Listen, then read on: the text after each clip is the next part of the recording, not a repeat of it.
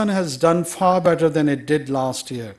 In 2022, at this point in time, there were 20 children paralyzed by polio. Today, there are 4. Polio continues to affect children in places that have been historically deprived.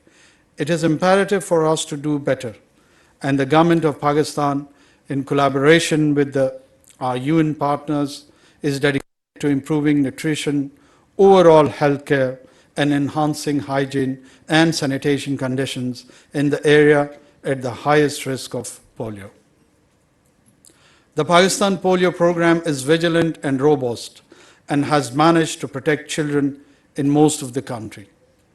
At this critical juncture, my sincere gratitude to our health workers and security personnel for their determination and dedication. Our frontline heroes often work in challenging environments, facing social barriers and sometimes even threats to their safety. Yet their dedication remains unwavering. In the face of adversity, the unwavering dedication of our nation's workers and security personnel has been nothing short of remarkable. Since the declaration of the emergency in 2011, a considerable number of brave individuals have made the ultimate sacrifice, laying down their lives for the safety and well-being of our community. Additionally, countless others have sustained injuries in the line of duty, further emphasizing the sacrifices made by these heroes. In a touching display of solidarity and recognition, the families of those who have recently fallen or been injured have been graciously invited to join a special seminar. Their presence serves as a powerful reminder that as a community, we stand together in support of this critical national cause. We must move forward to 2024 with the realization that the weight of global eradication lies very much on our shoulders. It's important for us to leave no room for the virus to spread. It is important for us to reach every parent and caregiver, to reach every child, to aggressively trace the viruses so we reach our children before the virus has a chance to permanently change their lives. All children everywhere deserve a healthy childhood, where they can play and roam free. And just like every child in the world, the children of Pakistan and Afghanistan deserve this too.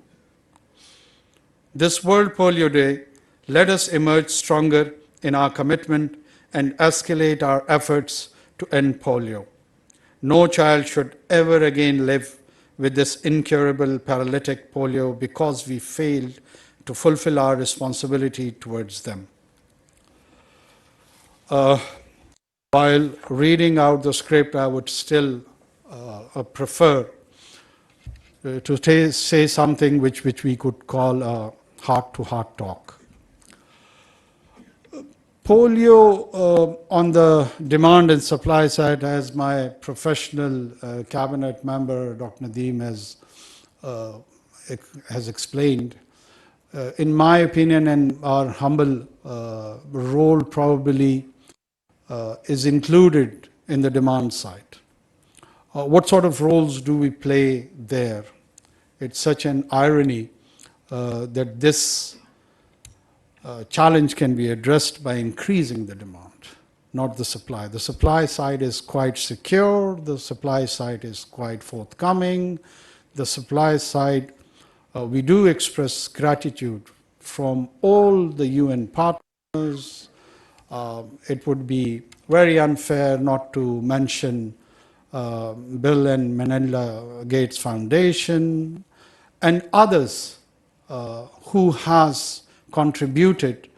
I had a meeting at the sideline of the UNGA with Mr. Bill Gates, and I did mention this to him, and I'm repeating that in every era there are people who make riches. There are outstanding individuals since documented history of the mankind.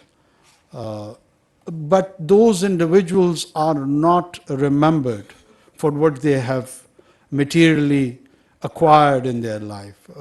Their identity and their legacy in the history is determined how they have spent. The spending is their translation of their identity. And that's what make them distinguish from the others. They choose to spend for the children who are thousands and thousands miles away from them, with whom probably they don't have any physical connection. But it is the emotional space, the common shared destiny of the mankind and humanity, where you emotionally responsible that each and every child deserves and should be given an equal opportunity to roam freely and healthy. And that desire generates passion, generates love. It drives us to do something extra mile, which many of you have done. And that translates with our frontline workers in the manner they have shown commitment.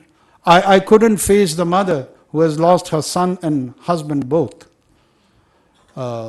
in fulfilling this social, moral, legal, I would rather even say, duty.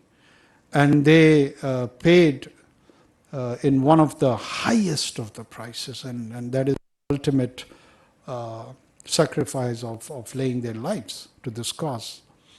On the demand side, I am pained that unfortunately in the name of my religion, I find so much beauty in the spirituality and the approach of the religion. Amongst all the religions, my own Islam, when it narrates and tells us that God has many creations, rather countless creations, and the paragon of creation amongst them is man itself.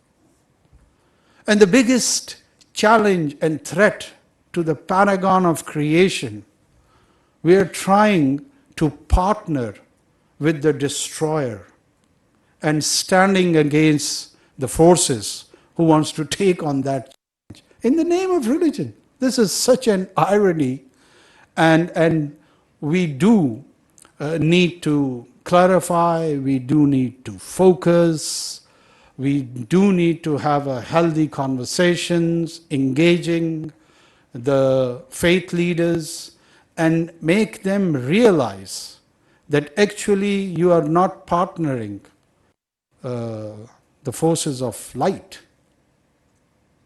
مِنَ الظُّلُمَاتِ إِلَى النُّورِ. God is trying to take us out from the darkness to the light. This is a journey of enlightenment. And how on God's earth is it possible that in its name you inadvertently, consciously, unconsciously, willingly, unwillingly partner that force of darkness? It is not acceptable. We will resist it. We will take lead. We will contribute towards that. Eliminating polio with all other ills faced by this society is our wholesome approach. And in my humble capacity, I can assure and promise before 240 million people of Pakistan, we're going to have it. We will realize this dream. We will never, ever step back. Maybe an inch, maybe a foot, maybe a mile, but it would be always a forward-going journey. And with this, I express my personal commitment wherever I'm required, wherever our partners feel that I should play a physical role, even engagement with the faith leaders. I would instruct my office that we should have more counseling and session of conversations with them. We would offer the services of our office also, and would instruct the provincial leadership also to engage in this. We need to own it.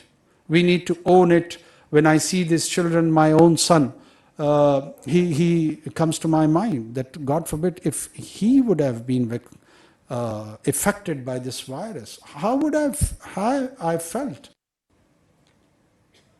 So every child is like Noor to me. By the way, his name is Noor. So there are millions of Noors and Fatmas around this country, and they're all ours. They're all ours, and we will inshallah own them, and we will make sure that our contribution is with utmost commitment and sincerity, not just expressed in verbal communication, but we will make sure that it is translated in our actions too. Thank you so much.